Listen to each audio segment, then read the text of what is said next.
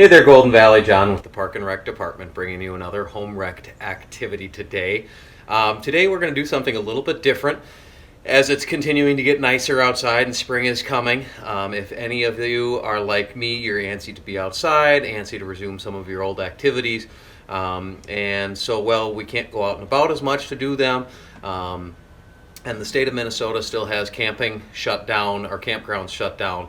That doesn't mean we can't go camping. So I'm going to just kind of present an idea today so you can still camp at home.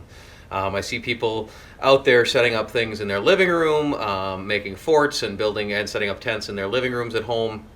But I'd encourage you, as the weather gets nicer, to even look at doing this outside in your own yard, on your deck, whatever it may be. Here we are today out on my patio, and I have a tent set up out here already. But it's kind of a fun activity, just something a little bit different to do at home, get some fresh air, which is just as important as anything else right this time as we continue to work through our at-home time. If you have a tent, you can certainly use that. It is fantastic. Obviously, you want a sleeping bag and things like that. Great if you already have this stuff. If you don't already have a tent, there's certainly ways you can still do this. Again, it does change and become a little bit more weather dependent on how you want to do this. But it does not prevent you from trying to do this. So, if you don't have access to a tent and you still want to camp at home, again, you can use a few things from around the house to help you out on this way. The first and most important thing, especially if you decide to go out into your yard to set up your tent, is something to sleep on, not only for your own comfort, but help keep you warm.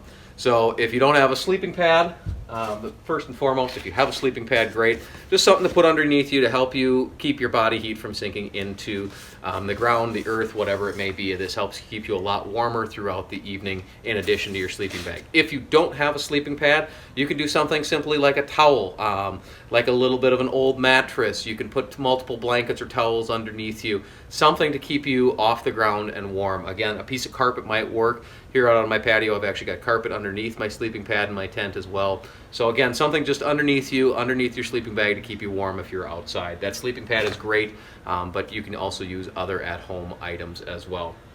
Clearly, you want a sleeping bag to keep you warm at night. So when you're out there, grab a sleeping bag. If you don't have a sleeping bag, grab a bunch of blankets and pillows and different things to help keep you warm that you can snuggle up in your tent.